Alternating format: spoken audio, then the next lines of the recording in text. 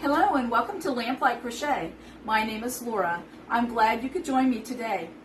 Today I'm going to show you how to make this watermelon placemat, and of course you can't make just one. I made this from Red Heart Super Saver yarn and in obviously 3 different colors, and that's the fun of this project. You can get crafty with it and pick out your own colors. So I think this is a salmon. I would have to check for sure and see, and later in the video I might say the actual color names, but this is just an off-white, and this is some kind of a dark green color here for the rind. And I had 1, 2, 3, 4, 5, 6, 7, 8 buttons to sew on. You can do more if you want. They're for the seeds and the watermelon. They look about 1/4 to 1/2 inch, maybe button. They're black buttons. And I, by the way, just glued those on with fabric glue, so you can choose to sew them on with black thread and a needle or use a fabric glue like I did. I would suggest the fabric glue because otherwise you're going to see, you know, the black yarn on the back side.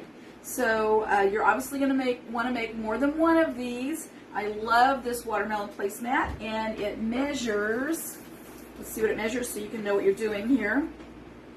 From end to end, about 21.5 inches long and 10 inches high.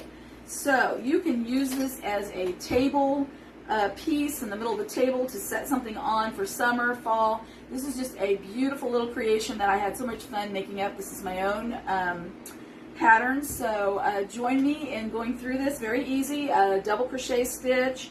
I believe there's a couple of single crochet stitches along the edge here, and then probably a slip stitch at the top to even it off. All right, thanks for joining me, and I'll show you how to make this watermelon placemat. Let's begin.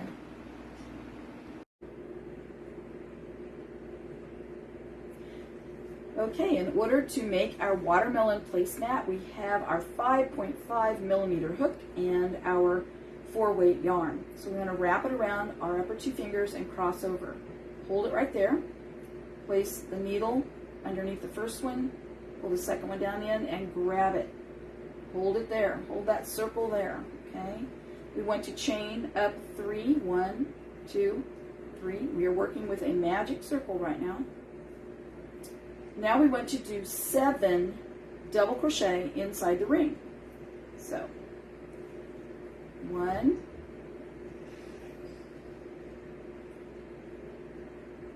2,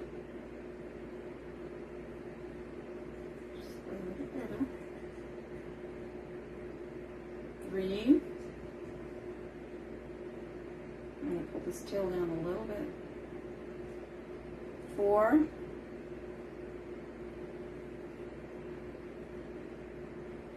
5.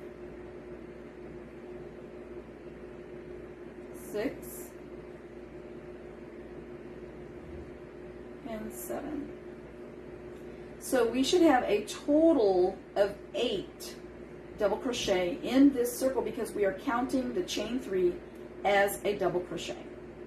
1, 2, 3, 4, 5, 6, 7, 8. Now we are going to pull the tail shut. We are going to chain up 3. And now we are working with a half circle, a semicircle. That is the shape of the watermelon.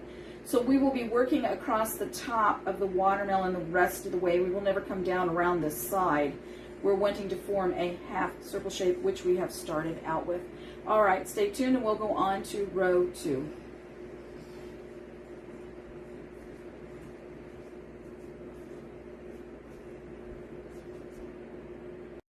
Okay, we are at row 2 and we want to make 16 total double crochet in this row. So the way we do it is this chain 3 counts as 1. We are going to make a double crochet in the same stitch that it comes out of. So that's 2 total right there. Now from now on out we will make 2 double crochet in every stitch. So 1,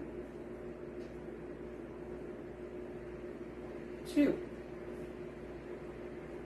Count over again in the next stitch. 1, 2. The next stitch, 1, 2, again, 1, 2, 1, 2, 1,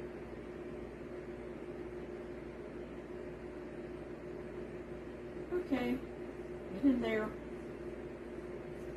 2, and one more, 1,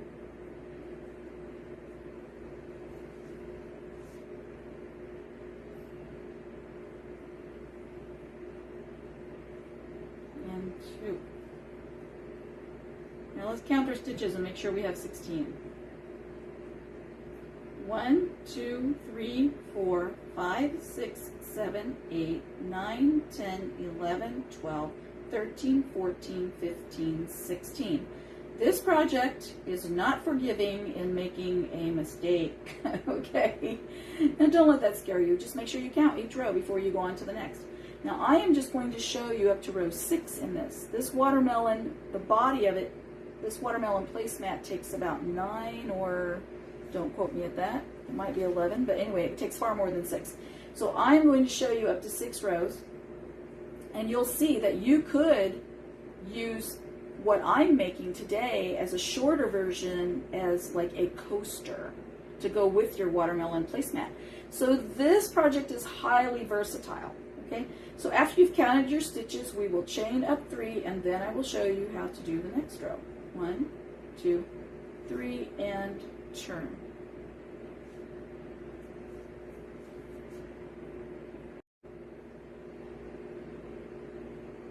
All right, we are heading into row 3 here. We have our 3 chain stitches. So now we want to do a double crochet, just one, in the same stitch that the chain 3 comes from. And the pattern will be different from the last row. So now we will do 1 double crochet in the next stitch. We will do 2 double crochet in the next stitch. That's 1, 2. Now we will do 1 double crochet in the next stitch. So we will repeat those 3 things across the top of this row. 1, 1, 2, 1. So here we go again, starting the pattern over. 1 double crochet. Now we do 2.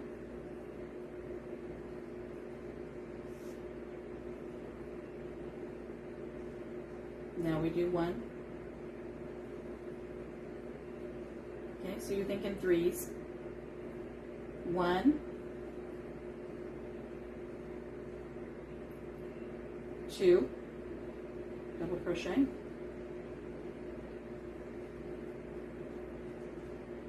1, again, 1, 2,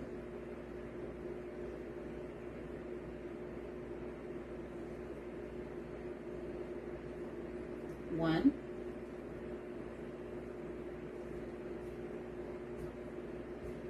'We're going to repeat. 1, 2, and you should end on the very last one as 1 double crochet. Let's see. It's a little bit tight, but you can do it.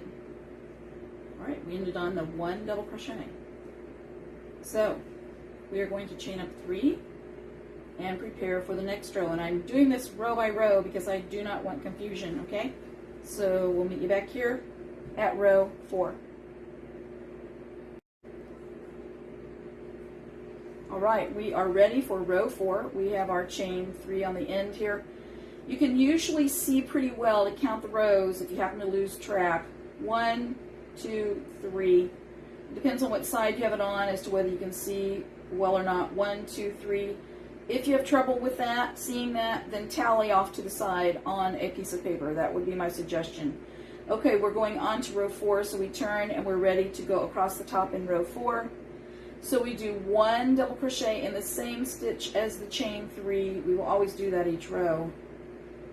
Now, the pattern for row 4 is 1 double crochet, 1 double crochet, and 2 double crochet across to the end.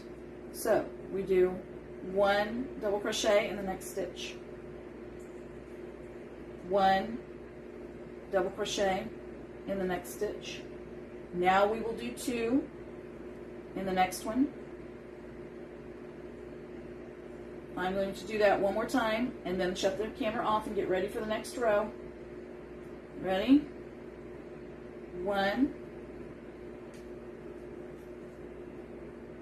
1, 2. All right, you continue on across to the very end, and we'll see you for the next row. Okay, we have reached the end of row 4. You should have 30 total double crochet in row 4, counting the chain 3.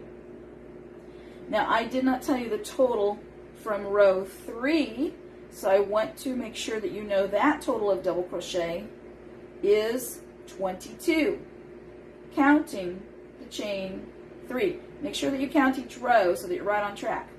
Okay, we are going on to row 5. It gets a little easier from here.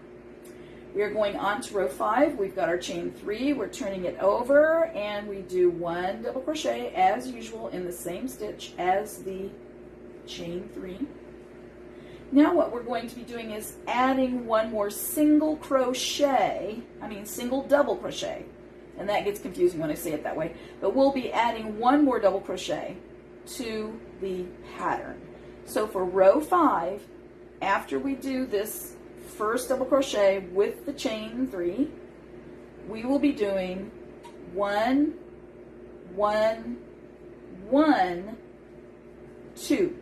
So that's the pattern across row 5. 1 double crochet in the next stitch, 1 double crochet in the next one, 1 double crochet in the next one. Now we do our 2. All right, so simple as pie if you just follow along. So we will continue 1, 1, 1, 2, 1, 1, 1, 2, 1, 1, 1, 2, and I will tell you the total number of double crochet in the next portion. We'll meet you back here.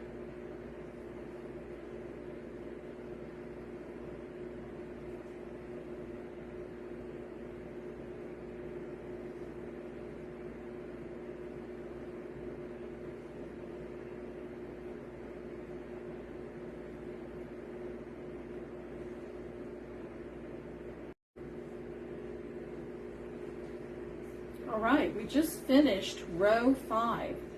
You should have a total of 38 double crochet stitches, which includes counting the chain 3 at the beginning. So you have done the pattern of 1 double crochet, 1 double crochet, 1 double crochet, then 2 double crochet across row 5. If your stitch count does not equal the same 38, then somewhere you have misstitched, okay? So go back and look and say, okay, there's my 1 double crochet with my chain. Then I have 1, 2, 3, 2. 1, 2, 3, 2. That's how you check it. 1, 2, 3, 2. If somewhere, because while the camera was off, I accidentally did 1 extra single crochet or double crochet in there, and so my stitch count was off. So that's how you check that out. Now we're going to go on to row 6. Row 6 through 11, I believe I did a total of 11 rows of the main color of the watermelon here, and all of those rows are a repeat of row 5, okay? So I am going to, you could You could just start doing the edging on this and turn it into a little cute little coaster, or you could go ahead and do one more row and make it a little bigger, because we would be making a mini watermelon, you know. But anyway, I'll just go ahead and hook on the next color so that I can show you the edging instead of continuing to do this middle. It's the same thing over and over, rows 6 through 11. And I will write the stitch counts in the description box below so that you will check your stitch counts with each row to make sure they're right. All right, so I will be back and show you how to hook on the other colors.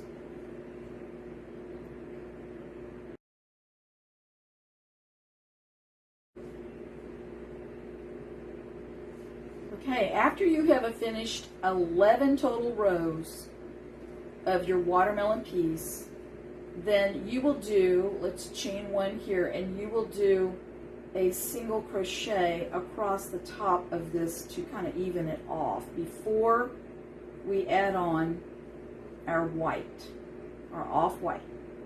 So just kind of eye it and go across the top of this watermelon to make it nice and smooth across the top. And then at the end of this row, we will add on the white. So we'll meet you at the end.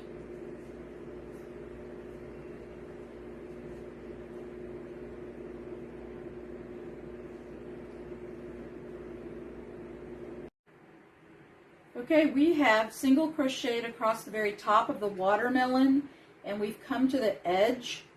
So we want to place our hook down in there, pull up a loop, and then we will switch over to our off-white. So we will take that and pull it through, and then we will single crochet, chain, and we will turn the corner and start single crocheting across the side, or around the edge, I should say, around the edge. And we have to keep all of our pieces pulled up tight as we do that. So start single crocheting around the edge of the watermelon for the rind part, and that's how you do this row.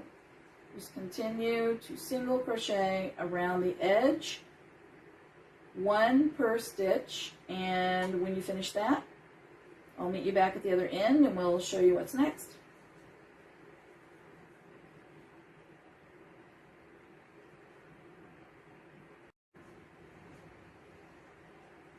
All right, we finished the first round of the off-white, so we need to chain up one, turn, and do another row of single crochet across there.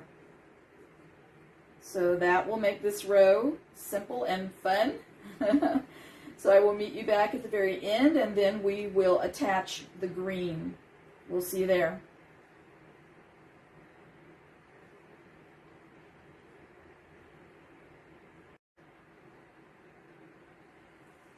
All right, we have come to the end of our second row of off-white.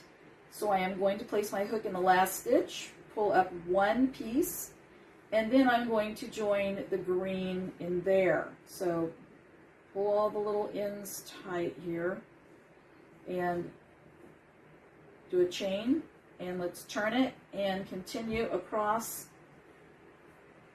the round again with single crochet.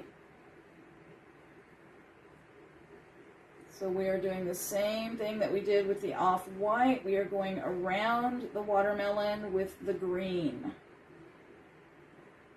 And we will do this for 2 rows as well. In fact, you know what? If you want to do 3, do 3. You just eye your piece and create as you go. But I think I just did 2, but it does depend upon the weight of your yarn. Now this yarn is different than the first watermelon I did. So I may do 3, but anyway, let's just concentrate on this one we're doing now, and I'll meet you back at the end of this row.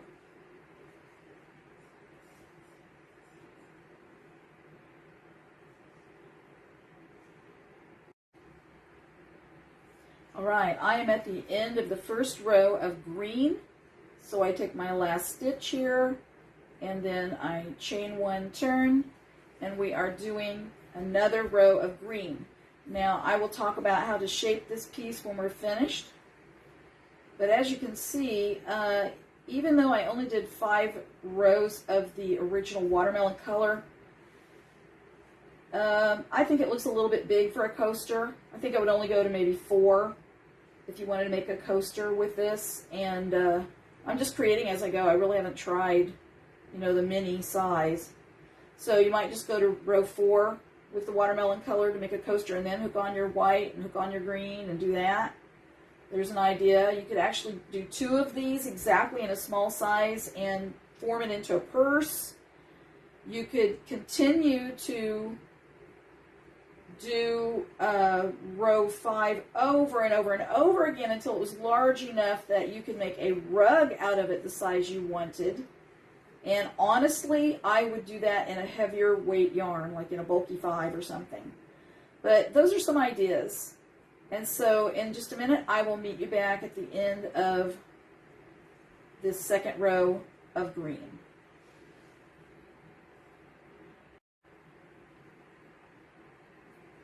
Okay, we have come to the end of our second green row, and you really just need to break off the pieces and cut them off, that is, and weave them into the similar color. You know, don't take your green and start weaving it over here in the white. That doesn't make sense. So weave into similar color on the back side, and I left this main color on because you can cut it when you're finished with it or not. It just depends. And if you want to go across the top one more time, maybe with a slip stitch, it's a tiny bit uneven in there, but I did that. I think I went across it with a slip stitch one last time, and I just went from the same color to the same color. But this is pretty much the project, and you need to hook the buttons on, and do that with a fabric glue. And yes, I did consider sewing the buttons on, but that's a lot of work, and also the black shows up on the back side, and I didn't like that. So I would rather just glue my buttons on. Now lay them on there first and check where you want them, and then you glue them. Just put a little dot, stick the button on, a little dot, stick the button on, various places, and I would lay a book on top and press them and leave it literally for hours or overnight. That's what I did. I think I left it overnight. And then I went back and I just water sprayed this piece and put a towel over it, and then a heavy book on it. You know, I shaped it a little in places and whatnot, and sprayed it, shaped it, laid a towel over it, and then a heavy book on it, and overnight, so that you are like blocking the piece. And so that is the end of my watermelon project. I hope you like it. I love it too. I love watermelons. So I think someday I just might create a watermelon purse with a similar pattern, and then add a bottom to it where things, you know, you can see where they are in the bottom of the purse. They wouldn't just fall into the crevice. So I hope you enjoyed this project, and thank you for joining me. And we'll see you here next time at Lamplight Crochet.